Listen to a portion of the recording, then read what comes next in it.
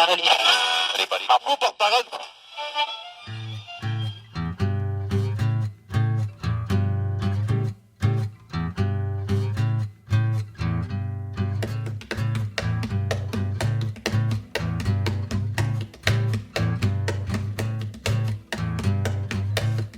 Let's just lock the door.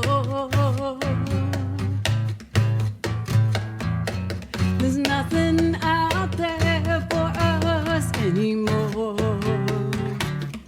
Anyway, let's just turn off our phones.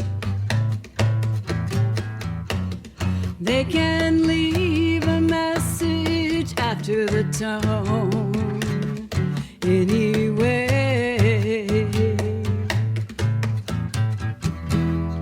there's no news I wanna hear unless you're whispering it in my ear. There's no need to run, there's no need to hide. The whole world is here when you're laying by my side. It's just our world, just our time.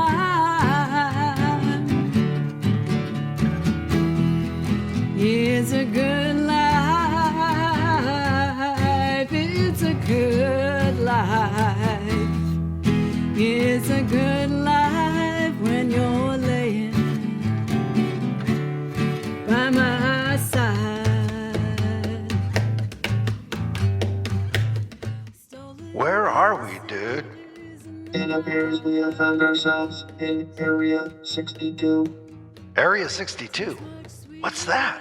mostly a state of mind and being emanating from somewhere within the Mojave Desert, but also a podcast sharing the culture of the high desert, beaming from Copper Mountain College in Joshua Tree. My protocols require me to state that the views you find expressed inside of Area 62 are the personal views of those participating in the podcast, not the official policies or positions of Copper Mountain College or the Copper Mountain Community College District.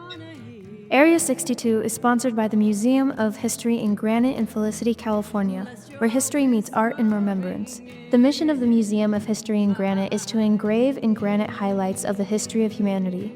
Remember, the purest form of education may be a self-directed search for knowledge. These summaries of vast subjects promote and encourage such efforts. The Museum of History in Granite welcomes you to visit and explore over 700 granite panels of history on 18 monuments.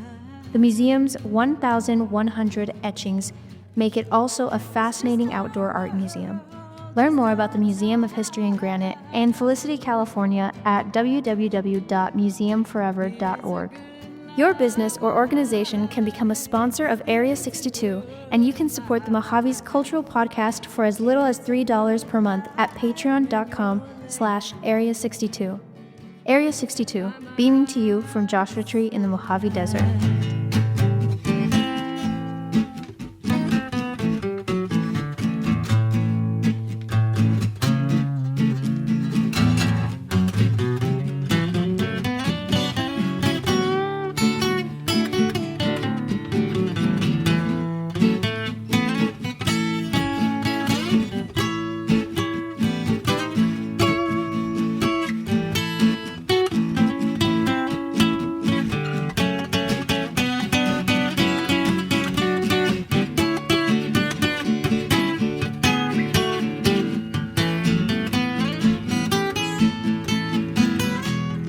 There's no news I wanna hear unless you're whispering it in my ear. There's no need to run, there's no need to hide. The whole world is here when you're laying by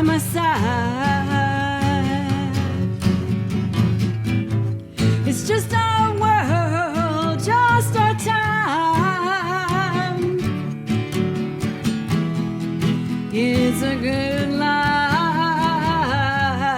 It's a good life.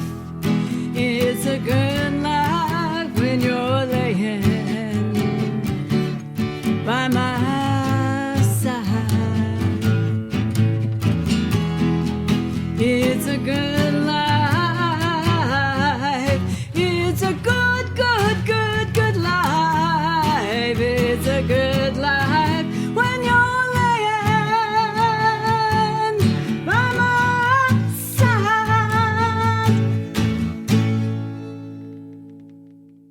Welcome back to Area 62. This is Mariam Hussain. Today I'm joined with Mary Hunter and Thom Merrick. Together, they're based in Wonder Valley and compile a band Hunter and the Wick'd. But there is so much more that meets the ears or eyes. All right. Hi, guys. Thanks for joining us today. Hi, thanks for having us. Hi. So, how did you get to Wonder Valley is the first thing that popped in my mind. This is Thom speaking. I was living in New York. I'm a painter. And I was traveling, and I ran into a friend that is a photographer, a well-known photographer that I've known for years. Anyway, he was like, I have this great house in the desert. And I was in New York at the time, and he lived in New York. And he was like, you got to go visit. You're from California. Have you been there? And I was like, I don't know where that is. So I took him up on his offer, and he gave me the keys to his truck. We were actually in Germany at the time, both in an exhibition. And I got on a plane, and I came out here. And when I was here, at first didn't understand it, and I didn't like it. And quite, quickly, I realized it was like it was every day. And all of a sudden, I was like, wow, this is really a great opportunity. And immediately, I started looking for a house to buy because, so anyway, it was an unplanned stop. It's the long, and the story goes on, but it was an unplanned stop that I didn't know how long that stop was going to be. And you're still here? And I'm still here. It's like 20-something years. Nice. Mary, you're not from California. How do you feel about our little desert? I love this little desert. I am actually from Virginia, so it's the South, and there's lots of trees and green. And I spent a lot of my time in the world moving around the country to see different places and live for a while. And I actually got here via Los Angeles, like a lot of people.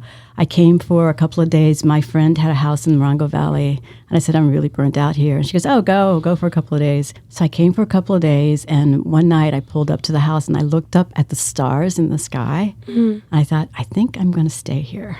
So I rented a little place in Joshua Tree for a couple of years, and then I ended up buying a house out in Wonder Valley. Nice. Yeah. It's really nothing like it. So how did you both begin your creative careers? Wow. It's a loaded question. It's a long answer. The answers, yeah. Well, let me refine it. Sorry. It's okay. What's the first type of media arts expression that you took part in? Was it always music? I started out taking ballet and tap Nice. when I was like 6 or something like that. And then I started playing piano. And I knew I had to tell a little dark secret about myself. When I think I was 10 or something, I don't know, I heard a song on the radio, and there was this guy singing, and he was playing piano, and I thought, oh my God, I love this. This is amazing. And that's what I wanted to do. I wanted to write songs and sing, and I didn't necessarily want to play the piano in that way because I was studying classically, but I got my mother to buy me a guitar, a little guitar, when I was about 10 or 11 or something. And I think I learned 2 chords, and my cousin learned another chord, so together we could play a song. So that was kind of my first entree into performing. And then I did acting when I was in high school, and on and on and on. That's awesome. What about you, Thomas? I studied saxophone in junior high school, which was, socially inhibiting because you were carrying around this gigantic tenor case, like you were like one of those kids. But then as a kid, I was a skateboarder before skateboarding was a thing. I was like a pool rider and like a professional skateboarder.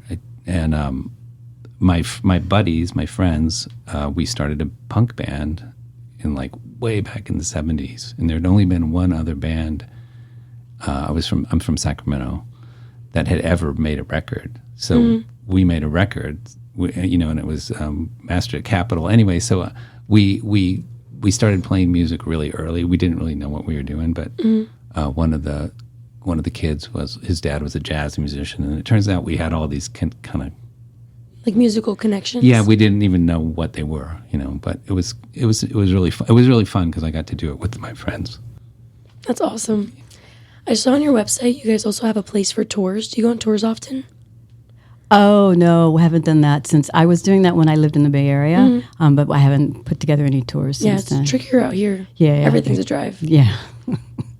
Yeah. Yeah, and you mean tours, like, do you mean musical tours? Yes. Oh, I'm sorry, I thought you meant, because I used to do spiritual journeys for women, so. That's really cool. That was really cool. I thought that's what you meant. But we tour around in, like, Southern Cal and Northern Cal and out in Arizona, but the last tour we did was probably, I don't know, last year probably. Oh, it's good. It's been a while. Well, we just did a thing in Marin County. That was Marin, It was really fun, special. Do you guys book your own places more often or go to festivals and events that are already running? Both. Do you have a preference? No, festivals are a little easier because they're already set up. You just go home and play. That's true. Otherwise, it's a matter of contacting people and setting things up and make sure they know what you want. And so it's easier to go even to a venue we've already been to. Like we play a lot of the galleries out here, and they know us, so they call us, so we know what that's about, and that's kind of easier. That's nice. Yeah. You have a community out here. Absolutely. Yeah, people know us. It's nice. It's nice to have that kind of community. Yeah, it is. Can we talk about the origin of your band, Hunter and the Wick'd? Sure. So I think Tom's been out here for a really long time playing music, and I got here in 2013, and I started going to the open mic up at Pappy and Harriet's and also at the Saloon, and I would just play with me and my guitar. We'd just do a solo thing, and the guy running the open mic said, hey, Ted Quinn, said, hey, Tom said that he would play bass with you if you wanted to. And I was like, I don't know, play bass. I don't want anybody playing bass with me. Like, do my own thing, right? And I thought he was such a good bass player, too. I was a little intimidated. But at some point, I said, what, if you mess up, you mess up. And so he played bass on a couple of songs with me, and it worked. And then I think we ended up adding Jennifer on cello at some point. And then we had, I forgot our first drummer, if it was Jeff Boas. It was Jeff. And someone called me one day and said, hey, we're doing this.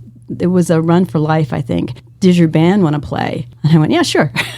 And we hadn't actually really done anything like that. But that was our first kind of real gig. And then we just started playing more and more. And we had Jeff Boas for drums. I go through drummers, so I don't use them now. We had Jeff Boas and Matthew John Juliet, and then Eric Munoz were drummers. And then we had Rick Chafee as our lead guitar player for a long time. And but Tom was mostly playing bass. And as time went on and the band developed and people came and went, we found that Tom wanted to play guitar. And I went, okay. So we started working on our songs with just 2 acoustic guitars, and that's how we mostly play now. Nice. Yeah. But there is a lot of percussion in your songs now, too. Yeah. I play a lot of hand percussion. Nice. Yeah. I'm not a really big on trap so much anymore, but I play a lot of hand percussion. It's nice. They're good. They're good songs. Thank you. I think my favorite, it's an older one, is Dance Like You're Falling in Love. Oh, yeah. I love that. That's one of my favorites. So that was one, if you want, I can talk about it unless you want to talk about it. So that was one, I was in Joshua Tree writing a song, that particular song, and I want it to be like the Doobie Brothers song, they have a song about listen to the music. And I want it to be like that, something upbeat and really catchy. And then Tom comes over, and that's not the idea he has for the song. And so it ends up being this other thing with a little sparse guitar, a little percussion, and the whole kind of concept of the song changes. I just wanted to be a happy little upbeat thing, but now it's more of, and I think it's because of Tom's background in art. It has a lot of images about art and creating visual art, but all of that being a part of falling in love. Is that how you remember it as well? No. It never is. Yeah. Because I'm going to go back to the starting to play music, and when I started playing with my friends way back when, they were one guy was like, I'm going to play guitar, and the other one was like, I'm going to sing, I'm the singer, and I was like, oh, that went really the 2 good positions, and they're like, okay, I'll play bass, so I didn't really want to play bass, But then, like, it's been like 50 years later, I'm still playing bass, right? But I play, as an artist, you're completely in charge by yourself. You are alone in a room, and it's everything you want to do, everywhere you want to show it or not show it, or every interaction is just you. So then later I was like, hey, playing bass is a good tool to get along with people. It's something that you kind of can lose track of if you get to do everything you want to do all the time. Like if you become unhappy or something, you're like, hey, I'm responsible for every part of my life. So I've done this. I must like it. So, after a while, I was like, hey, it's fun to play bass because you're not in charge. You're like in the engine room. You're doing this thing that makes it go, but you're not really in charge. But anyway, going back to working with Miri, is like she's so dominant and she's such a great singer and she's like strong-willed and strong. She has a strong mind. All of a sudden I was like, hey, I better I have to push back a little bit to get something going. And I mean this all in a fun way, because it's like how to get along with somebody that's really smart and really forceful and can really sing. And so my ideas and hers, I didn't necessarily say no, but I would try to push it in a way where we could both live with it. And it's a good way to learn how to interact with people, and and how to. It's like a higher form of being a human being. It's a practice. Did you just say you're a higher form of human being? No.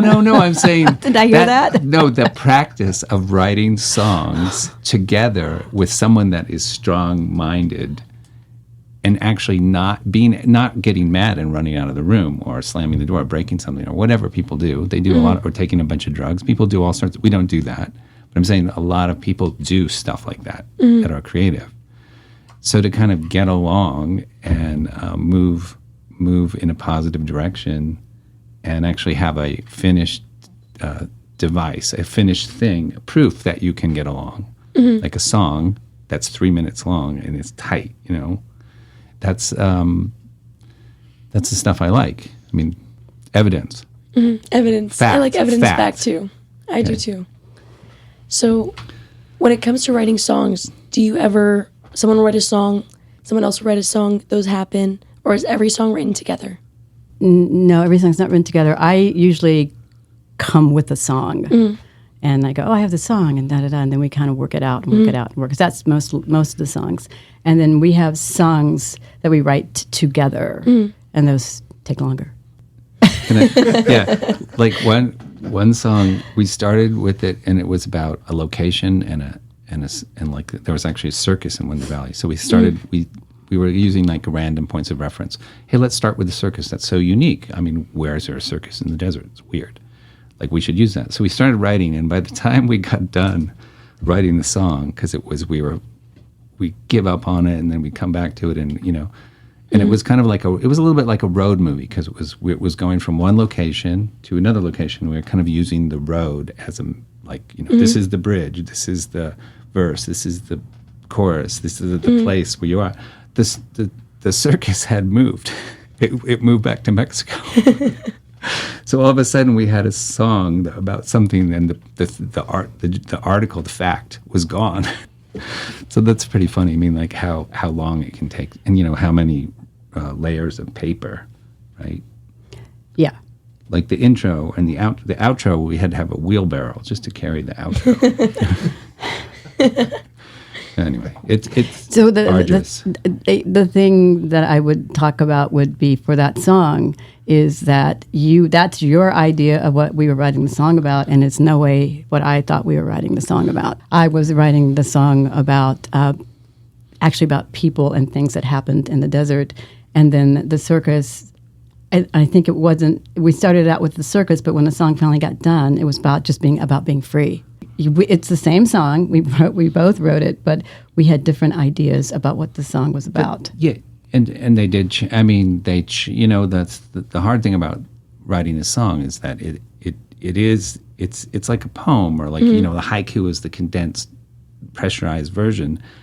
You don't reinvent the wheel You have to stay in the form is actually what gives you the freedom, because you're not going to do you're not going to like, hey, I'm going to get like a piece of metal to catch the excess, or and run it out the side. In art you can do almost anything. You can like expand. You can go outside the building. You can go in any direction. But if you're going to do a painting, you're going to stay on you're going to do a painting. That's different than performance. And with a song, even though you're a performer, you have your limitations. And that's the power of it.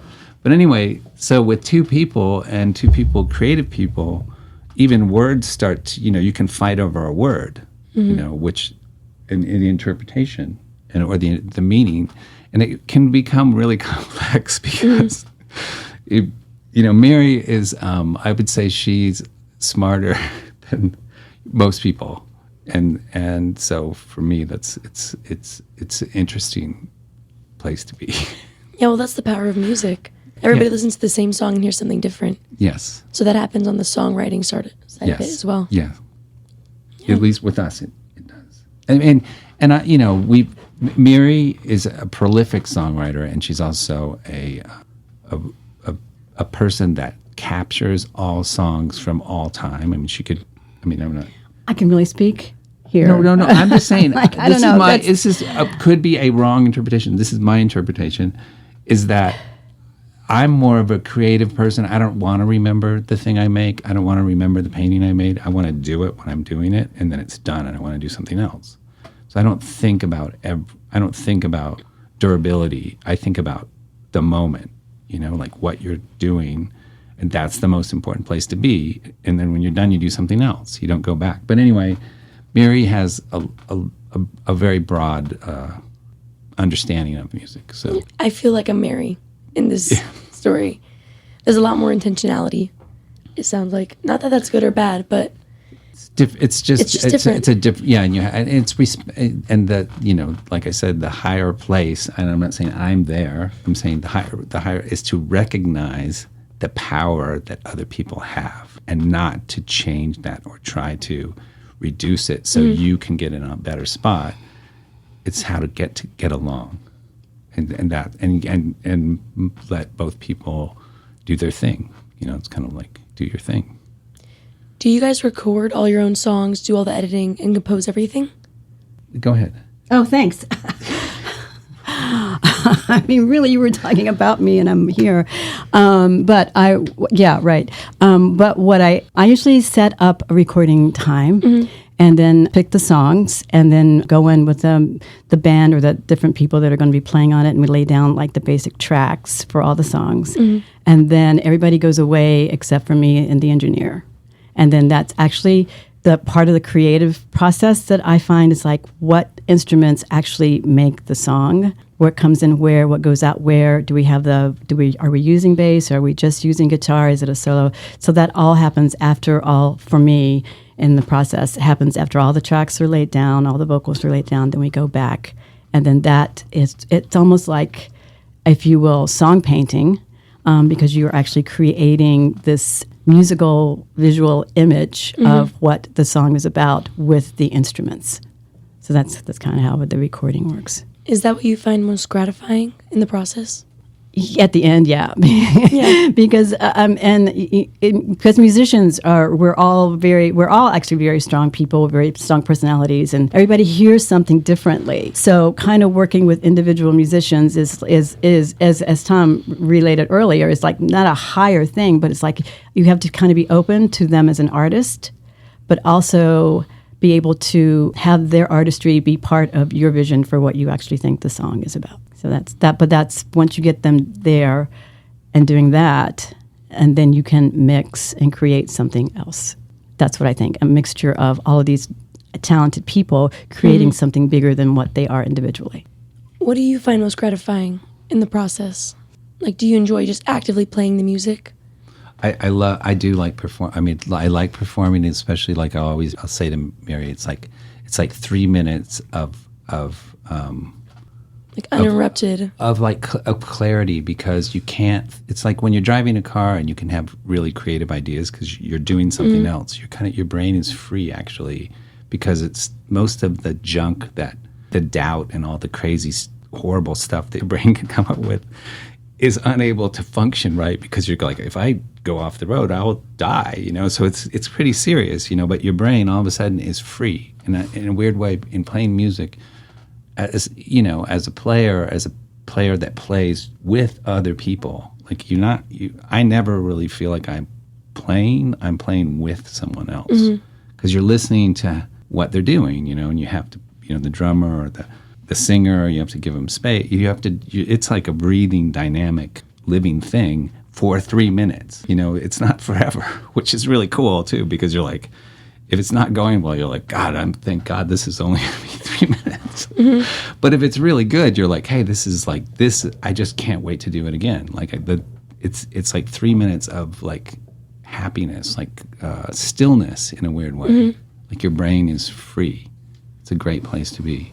And some other thing when Miri mentioned painting, and I'm a painter, and I just want to clarify one thing, because one time I talked about painting and someone jumped in and said, oh, Joni Mitchell, painter, blah, blah, blah. And it made me so angry. And I was like, why did that make me angry? I mean, I like Joni Mitchell. But my thing with painting and music is that the cool thing about painting is like it's a piece of fabric and it's like some oily or some color and stuff with a stick with some hair on the end. I mean, it's not high technology. Almost anybody can afford it. It's the same thing with a guitar. I mean, it's not a piano. It's not an orchestra. It's like anybody can pick a thing up. It's not a very expensive thing. I mean, you can figure out how to spend a lot of money, but it's a cheap. You know, it's like half a baseball bat and like a drawer. I mean, it's not very much there. And with a piece of paper and a pencil, you could do the best song ever written. I mean, you don't need a grant. You know, and it's the democratic possibility, the potential of those two things that makes it interesting to me. The rest of it's, you know, it's taste making, and I don't really care about that. I care about the potential. It sounds like you two are equal and opposites. Well, I think I think when it comes to songwriting and I don't think of myself, okay, so I'm a songwriter, but the actual song is coming from somewhere else. So like Thom said, there's a pencil and a paper or your iPad or whatever you're using. But for me, it's like I didn't actually do that. It kind of came to me. It was something else. Like I wrote a song called I'm So Glad. And I wrote it after my mother had passed, which was like in 2019. And I was listening to some old music, and I think it was Sam and Dave. I was listening to it, and I go, oh, that's interesting how they do that. And so I went home, and then I'm sitting at the key. I wrote it on the piano, and I don't usually write on the piano. And I wrote it on the piano, and I go, oh, that's what who did that? Because you're sitting there with like a blank piece of paper and 88 keys, and suddenly 30, 40 minutes later, there's this thing that didn't exist before, and it's there. And I'm thinking, wow, I am brilliant. But then I think, no, Miri, you may think you're brilliant, but you actually got some help. And I attribute a lot of especially the spiritual songs, I attribute them to connections to my ancestors. And even other musicians, the musicians that you stand on their shoulders. So all of those influences are what's writing the song. And I just happen to be, I don't say chosen, but I just happen to be there at the time that the song needs to come through. So I kind of see it that way. And I also see that because I have so many different influences, because I grew up with my parents. My mother loved country western. My dad liked jazz and blues. And I was into rock and roll and the classical piano repertoire. I have all of those influences, and part of me is like trying to, since it's all there, like kind of bringing it into something that is not that, but has its own life. How would you describe your music? It's a mix of all genres, because I'll write country western, and then I'll write some spiritual things that I think are spiritual, and then I'll just write some, as Christine McVie would say, just love songs. And so it just kind of depends on, I am influenced kind of by the moment of where I am and what will strike out at me, because I did write a peace song called Stand for Freedom, and I think I wrote it during all the George Floyd things that were happening at that time. And within that song, I quote Dr. King and I quote Langston Hughes, but I put it to the bass line of a Pachelbel canon. So we have kind of this mix of cultures and histories, which I really like to do that kind of thing, because, we think we're on this kind of straight timeline, but actually all these things are sort of happening and influencing each other kind of at the same time. So to bring that out, that's important to me. Same question for you. How would you describe your music? I think I got on a painting jag, and I kind of want to just go back to the painting jag for a second, because I was, since I'm a painter and I lived in New York, but I also traveled a lot in Europe, with exhibitions and stuff. But I got to look and see the paintings that I saw in books and read about, and studying art history. But when you stand, back 20 years ago, you could stand in front, your face, 5 inches from the surface of the painting, and you can tell if the person's left-handed. You can see the brush hairs, you can see the fingerprints, you can see a lot of stuff of the evidence of the person that was standing there doing it. I mean, I'm not talking so much about, I do like facts, but a lot of the stuff that Miri was just saying is that it's, when you're a person and you're doing it now, I mean, there's a lot of people in the room. There's a lot of the past, the present, the future. I mean, you're not really alone. I mean, your brain is like an antenna, like she's saying. If you write a song, you don't even really write it because you're not there, which is the good part. It's like if your ego and a lot of that stuff, if you can throw that out, if you learn how to throw it out and just kind of be there, you can receive a lot of information, or you have captured that information from your life.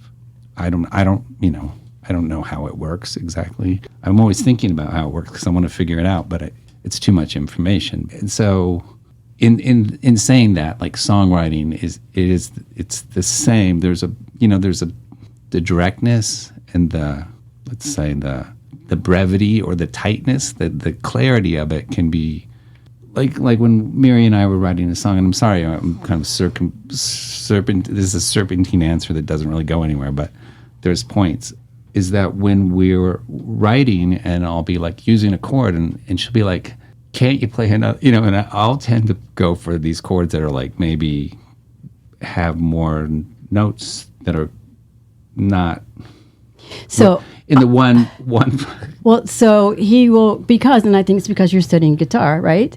You have all those influences of people, because I see you studying the blues, and I see you studying jazz, and so you bring that to it. But when I'm writing a song, I'm like, okay, 1-4-5 works. I don't know what it is. No. And then you add, which is great. You add to what I'm doing. But right? Can I say what I was going to say? Okay. It's true. I mean, there's a lot. There's getting to the point, and that's the brevity or the clarity. But sometimes she'll be like, well, that note's too, make it dirty, or make it gnarly, or make it and I'll be like, yeah, but that's what you say you don't like me to do, because that's a 13 flat 5. Okay. And she'll be like, I don't want to hear about that. Just play the damn note. Song. Because this is the thing. Each song has its own personality. So each song, if I say play the song like you're sitting on the front porch, yep. Right? That's one thing. But I don't want you to play every song like you're sitting on the front porch. I want you to play some songs a little grittier. I mean, right. But that's just playing the song. That's not writing. That's just or do you consider that writing? But the thing is when we go to record it or to perform it, she'll be like, make that sound kind of wrong. If the choir, she's like, you have the choir, I really appreciate it, because it's the way you describe how to get there. She'll be like, when the choir is warming up and you're standing outside in front of the church and they sound really good, but someone's off. Because someone's off, you can hear the rest of it being how right it is. But when you go to the performance and it's fixed, it just kind of loses its thing. She's like, I want it to be when you're standing in front of the church and you hear the choir practicing and it sounds perfect, but it's off. You said that. I said that? Okay. I know. I say things so that's what I'm saying. I say things like sit on the front porch. Sitting on the front porch, and it's front porch music. I say that. I don't remember saying that, but it's a good, but I'm glad I did. I'm glad I said that. Thank you for saying that. Yeah, absolutely.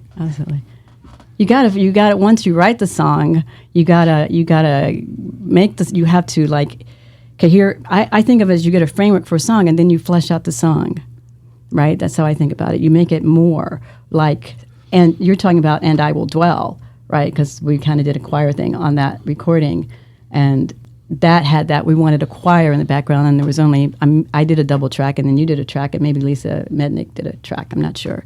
And so we got all these different sounds, so the different harmonics of each of the voices.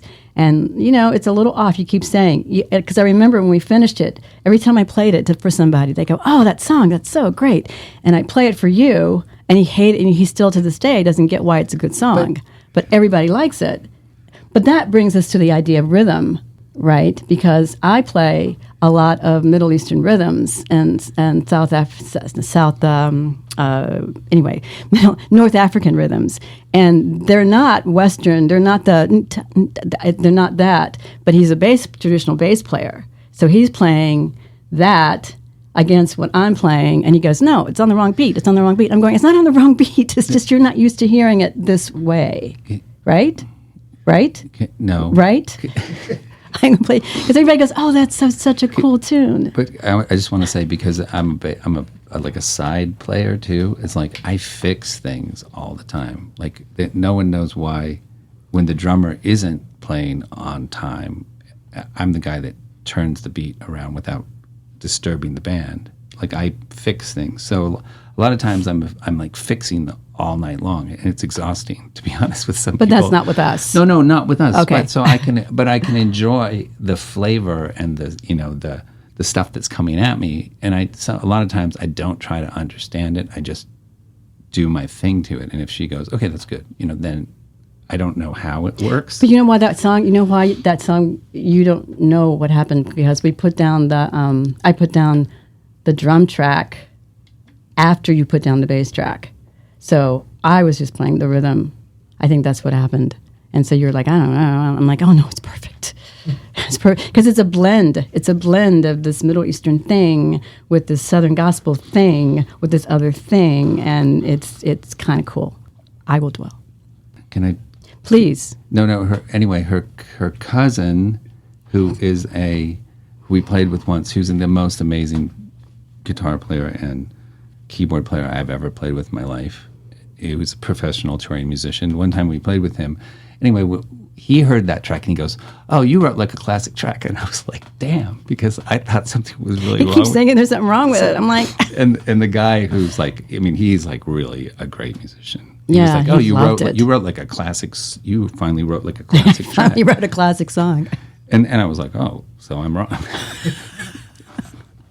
But that's just a mingling of how our different musical educations Absolutely can clash or not clash. So can we talk about Project Sheba now? Yeah, sure. Yeah. So Project Sheba, I started when I was in grad school. I was in grad school in San Francisco at the California Institute of Integral Studies. And I was studying women's spirituality and religious studies. And it was the doctoral program. So one of the things that I needed to do was write a dissertation. Mm-hmm. So my advisor said, she goes, "You're going to be writing about the Queen of Sheba." And I went, "Oh, God, I'm not going to do that." So like obvious. And so I started just doing some research into to religious, pre-monotheistic religious traditions. And I ended up in Ethiopia and in Yemen studying about the Queen of Sheba. And so I discovered that there was this pre-monotheistic tradition in Ethiopia that was possibly part of what the Queen of Sheba's legacy was. The one that we always talk about, was rumored to live right around 1000 BCE. So right around the time of King Solomon. So we all know the story. She went to visit him, et cetera, et cetera, et cetera. And what we know is that she brought back, or her son brought back to Ethiopia, Zion, which was the Jewish traditions, okay? So what was before the Jewish tradition? So some books, legends say that they worshipped the sun, the moon, and the stars, okay? And also that they would pray 7 times a day. So if we start going back and looking at the monotheistic traditions, which is Judaism, Christianity, and Islam, you can kind of see how those 3 Abrahamic tradition religions brought in a lot of what was happening there. Mm. So I found that very intriguing and very interesting. So I went and I did a lot more research. I studied the language. Their traditional language now is called Amharic. So I studied that, but I also studied the language before that, which is called Ge'ez. And that's where a lot of their sacred texts were written in Ge'ez instead of Amharic. So from that, I just decided that Project Sheba, what it would do would be able to bring the arts and religion and other traditions together to create. My mission statement says something like, changing the world one person, one story at a time. I feel like we all have, and this is what I've learned through time, we all have our stories, and nobody's story is the same. And so we tend to look at everybody through the eyes of our story instead of the eyes of their story, or, as in womanist tradition, different standpoints. So my idea is to bring these different stories. Like, I want to know your story. How can I tell your story and learn from your story so that I'm seeing you and you're seeing me? That's kind of the crux of it. So because of that, I started a thought theater. It's called Thought Theater Morongo Basin. And we tend to do shows that aren't done traditionally. Like, we won't probably do Kiss Me Kate. But we'll do, we just did The Mountaintop by Katori Hall, which is a story about MLK Jr.'s last night. And then we do a lot of original work. We did a show called DICE, which was Diversity, Inclusion, and Cultural Equity. We had all a multicultural cast. So we had Native American, we had African American, we had a Latina, and then we had me, who's just a mix of everything, telling different stories from different traditions. So I like the idea of being able to tell different stories, have people hear them, because it sparks the person who's watching and listening to want to know their story. And that's kind of the point. It's like, well, what is my story? I did a workshop with Arts Connection a few years ago, and what I did was, because everyone was going, look, and I'm going to be bringing a race issue here. It's like, well, you're this, you're that, you're this, you're that, and as an African American, this and that. And so I brought in this workshop where I had everyone write down their backgrounds. And most of the people there were what we would call European Americans. And they all started writing down their backgrounds and their stories. And they were like, oh my gosh, I forgot this. Oh, I'm this. Oh, I'm that. And it kind of brought all of these people who thought they were like maybe homogenous, like to see the differences, but that people were all getting along at the same time. So I thought that workshop worked very well. So that's mostly what Project Sheba does. So that's the theater aspect. And then a few years ago, myself and a couple of other women started the High Desert Fringe Festival. And I just did another version of that this year called Desert Fringe Theater and Arts Festival in 29 Palms. And so the idea with that was to have all these different art idioms, art genres going at the same time. So we had theater, and we had music, and we had dance, and we had readings, and then we moved them around the city so that people couldn't go here, you could go there, you could go here, you could go there. And it was multicultural, it was diverse, and I think it went over really well. And that gave me a really good feeling about the 29 Palms community. It's because they helped sponsor it, and then just, life in the desert, what you can do. So when was that event? That was in March. March 30th, I think. It's the end of March. Yeah, okay. I did hear about this. Yeah. Oh, you didn't get to hear about it? You did hear about it. Yeah, oh, you did? Okay, yeah. It was fun. Did you hear good stuff? Yes, good things. Okay. If it was bad things, I wouldn't have brought it up. No, it was good things. This community really gravitates towards things that are just funky enough, just different enough. We like to be unique, but not outcasted. Right. That's always been my interpretation of it, at least. Mm-hmm. Mm-hmm. So you guys bring a very beautiful mix of, like, you guys seem to disagree. Mm. And when I think, I'm like, oh, what am I starting here? And then you guys don't. You don't disagree. We don't really disagree. No, it's just a difference in perspective, a difference in opinion. And I think that's why we can hang out. Yeah. I think. Yeah. He nods. No, well, he should. I have to. No, I'm kidding. I want to. Good. No, because I don't know. I was going to go back to the music again, but I think it's interesting the things that as a guitar player that he brings, and I'm kind of going, I don't need to know how you do it. I just need you to do it, and that's one of the things. And he'll go and he'll explain it. I'm going, because I don't need to know. I personally, as I say to him, honey, I have my degree in music. Just do it. And she does. And she does. And so I do. I just say, just play If I could say anything in the highest technical terms that I know, and she's like, yeah, you're talking about Picardy flat 3. Picardy third. Picardy, and I'll be like, what's that? Just play it. She historically knows all the chops and can play a classical piano, and can read it and can write it. So I just like to save time and read. But she doesn't want to hear about it. She's just like, You're like do me. it. You are so much like me. I don't think really? yeah. Is that true? Yeah. Yeah, Steve is shaking his head, yes.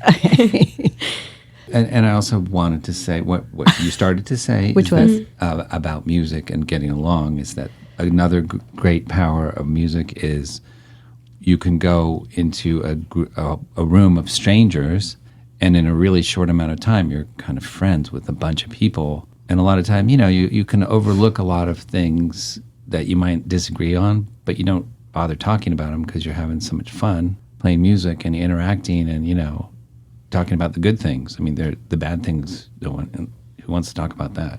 Well, and I which also, is great. I mean, that's a functional tool.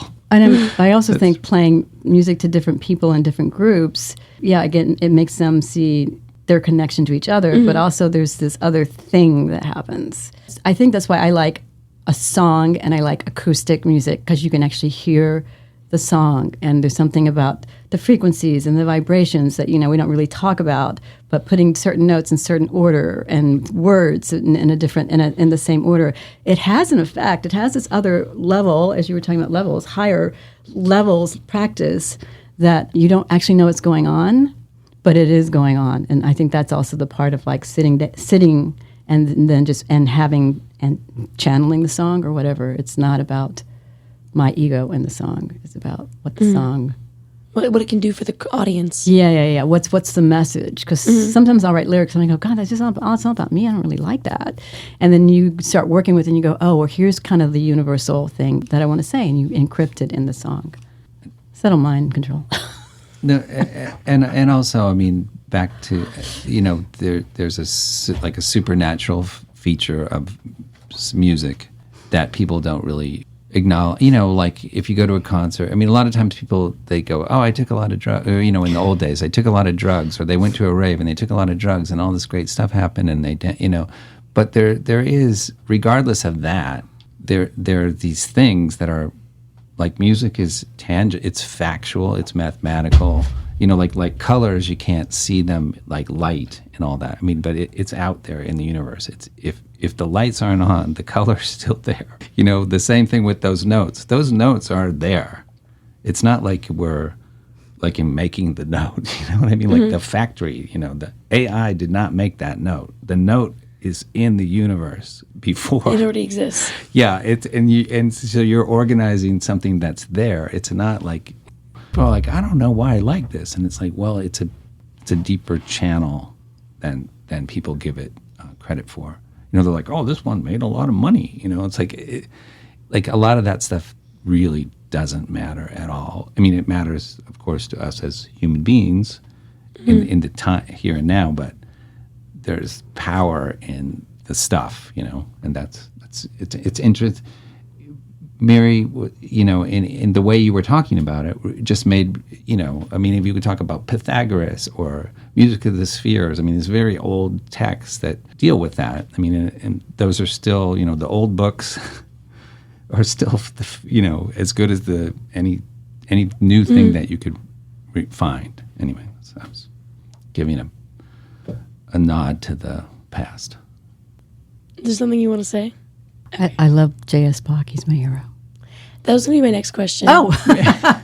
Is there someone you revert back to all the time? Yeah, I revert back to him all the time, J.S. Bach. Yeah, and maybe there's some non-logic in there, but I just remember when I was in school and I was studying, Bach, and it's dawned on me one day, I was actually sitting in the library looking at a score, and all of a sudden that score, I was like, oh, duh, I don't know. And since that day, he's been my absolute hero. And I think one of the, he's credited with a lot of things, but the one thing he's really credited with was solidifying actually the Western music system, the diatonic scale and the well-tempered clavier and all of that stuff. So sometimes I'll go, Tom will go, listen to this song, it's da da da da. I go, yeah, it's Bach. And then, because I do remember when we were in when I was in a music theory class, our professor trying to, bring us into, be one of us, he brought in a song by the Beatles, and we had to do the analysis of the song, and he goes, yeah, does that look familiar? Is it Bach? And it was like, one of the Beatles songs. I was like, oh, yeah. So I feel like that is where I actually start with my musical journey, is like studying that and bringing that. And I try to subtly bring in little melodies and things like that people might recognize, but maybe not. But I always go, oh, yeah, Bach did that. So it's not new. I know it's not new. It's been done. The blues, it's Bach. I'm sorry, jazz. It's jazz because it's totally what he was doing with all of his fugues and things like that. His fugues and his inventions were, you can do the analysis of it and you can just see, oh, and I don't even like jazz. But but I love Bach. We agree on Bach. Is that also your hero? No. I mean, I'm not.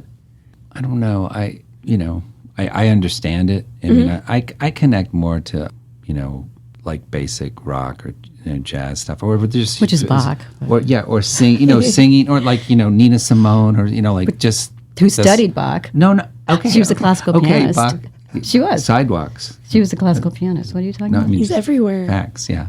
Nat King Cole was a classical. No, I couldn't agree more. Oh, what are you talking about? No, he agrees with you. Oh, is he agreeing? No, he's just on another tangent. I'll tell another a little story. Is that it kind of comes from art, but it does have a Bach part. Is I went to Germany and I had this art dealer that was like my dad's age, and he when he was a young man he was a Nazi. He was a Hitler Youth, and he was the coolest guy I had never met. And I was like, well, he was kind of a friend of mine. I think he was probably in his 70s. He's like in his 90s now. He's still alive. His name's Rolf Ricka. Very interesting guy, art dealer.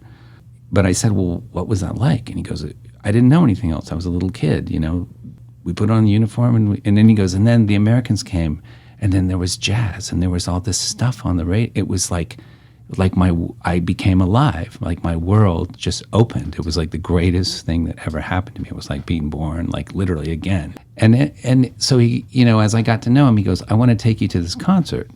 And I'm like, okay, that's great, because he has incredible taste and he's really knowledgeable. So we drove really far in Germany to the southern Germany. We were in Cologne, and we went to this performance space. It was outside, and it was the garden. Everything was in bloom, and it was perfect. And it was very hard to get tickets. But anyway, there were like 3 gigantic concert pianos, and they played a Bach, because Bach is his favorite musician, and he studied in Berlin classical music before he became an art dealer. So anyway, they played this Bach, and it was so. It blew my mind. And it was like it was just the strings coming. It was not amplified. It was in a stone theater. It was like the best you could have it, with like blooming trees and a garden and like 3 gigantic like Oberdorfer or whatever those huge pianos. And I was like, they wrote this down. Someone wrote this down. It was so radical. And the notes, it was hard to believe that it was music. And he goes, no, this is like the best. This is the best it can get. This is the highest form of art. And I was like, I believe it. Anyway, I don't know what the piece was, but I remember just going like, okay, now my understanding of like the world just changed. Yeah. Completely changed. And so I would agree completely with what Miri said, but she knows more about it than I do. But I have had my own experience, life-changing. Yeah, I didn't want to point this out, but you brought up Nina Simone. A lot of African American classical people who studied classical music, and back in the day, were geared out of actually pursuing a career in classical music because she wanted to play Bach. And they said no. And the same thing happened with Nat King Cole. He was a classically trained pianist, and they said, hey, well, maybe you should play some jazz or whatever and sing. So for me, the importance of, as someone who grew up in an African-American community, for me to be able to say, no, this comes from Bach, and it doesn't come from this or that or this, is to actually put a claim to part of my heritage, being mixed blood and having European blood. I can say, yes, this is mine too, and I get to play it. It's a beautiful way of looking at it. Yeah. And I just want to add, after we've gone from Nina Simone and to Bach, to bring it back down to another again, I'm just trying to bring it back. Maybe that's what I do, as I always come in with the counter, the counter thing is the great thing about an acoustic guitar is like the simplicity and the mobility that you can just pick up this light little thing, and I guess that's the mythology of like you could put it on your back and ride a horse, into a place where there's not even a road, and take the music with you, take the ideas, take the stories, take them with you. That after all that knowledge and all this stuff that you could bring to it, all the heavyweight stuff, is that there's this light device that's simple and cheap, and then it can go anywhere. It's mobile, and that's all true. But I'm not quite sure what that has to do with. Well, but when you talk about orchestras and you talk about the right place for something to be, and all the hubris, all the stuff that makes it great. At the same time, the greatness is also that he took a quill pen, a feather, and dipped it in ink and stuck it on a piece of paper, and that's how it has to come down to the origin, the origin, not what you can heap on top of it, not the lighting, not the dancers, not the staging, not the, it can go on and on and on, the truckloads of equipment, and whatever it could be. It can go, I think that's the other side of music. That's where we are. It's like what can you throw at it? The sparklers, the explosions, and on and on and on. The ticket prices, the all the hoopla, the stuff that's not really important. That's why I didn't want to say money. Obviously, money. I didn't mean to say it's not. But I'm saying you can throw a lot of money at something, and it doesn't make it good. And that's what I just wanted to say. And that's not Bach, and that's not Nina Simone, but. Right, but they're at a high place, and that's when you have artists. I mean, that's the difference. Is like they kind of push the things that most people want. They push that away for the sake of the thing that is essential, and that's a hard thing to know what that is. It's because it's a life's work. Anyway. So I have to say, when I met Thom, because I don't know where that came from, but I have to say that when I met Thom, I was really intrigued with the fact that he was an artist, right? Because in conversation with him, I found, things literally and figuratively, and all of those things sounded differently and looked different, and I wanted to get his perspective on art. So as an artist. And so I actually started studying visual art to see if I could actually understand him better. And that was a while ago, say maybe 10 years ago. I don't know if I got there. Well, I didn't get there yet either. So we're in agreement there. Do you guys have any upcoming events, any future plans? As of this moment, we're actually just starting to book for the fall. So we have gigs starting in October as of right now. We just did the Juneteenth celebration here in 29, and that was a lot of fun. I wrote a little play about the actual proclamation, and Thom played bass, and then myself and another actor, Kevin Hales, were the two actors. So that was our last thing. And so we're just kind of grouping together for the fall season. Beautiful. Is there anything upcoming for Project Sheba? Again, it's going to be for whatever productions we're going to do in the fall. And I have a couple of ideas ready to go. Nice. But I haven't announced anything yet. Okay. So we'll keep our eyes on it. Cool. Thank you. Well, thanks for joining us today. It was a pleasure talking to you guys. It's a pleasure hearing the process. I learned a lot. And we hope to have you back. Great. Thank you so much, Mariam. Thank you.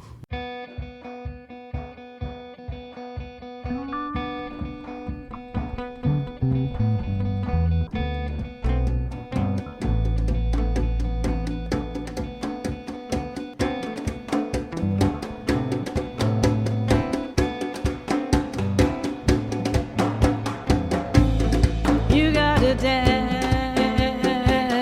like you're falling in love. You can't hold back. You gotta let go. Let tears fall and laughter ring. Feel your soul and let your spirit sing. And just dance like you're falling in love. And I don't believe I can find my way in a deserted land. There's nothing here, there's nothing there, and I don't believe that I'm anywhere.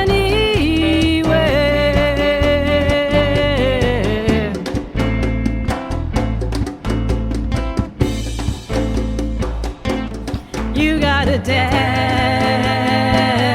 like you're falling in love. You can't hold back, you gotta let go. Let tears fall and laughter ring. Feel your soul and let your spirit sing.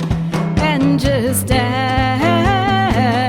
like you're falling in love. With the cards I'm dealt, I can find no love. And if the die is cast and the dice is tossed, I'll still be lost. The cards I'm dealt are a heavy cross.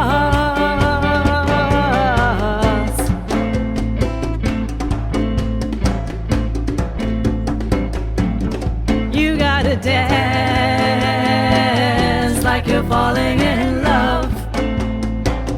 You can't hold back, you gotta let go.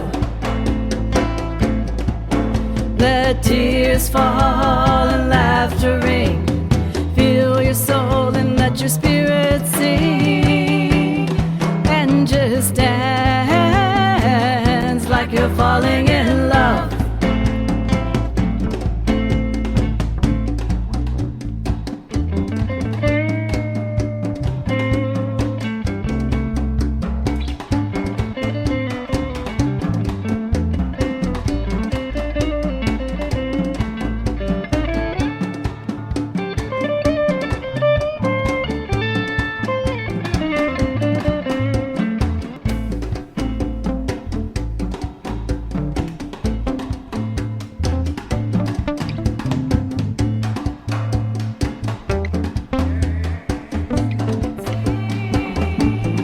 You gotta dance like you're falling in love.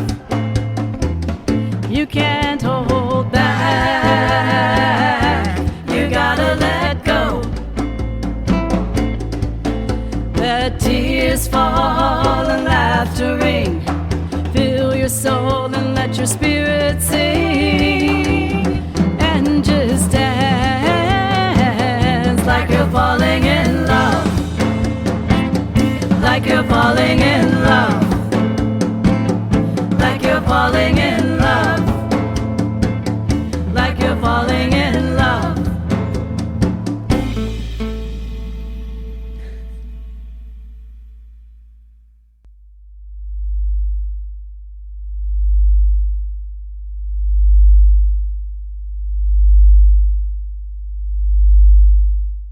Thank you for joining us in Area 62.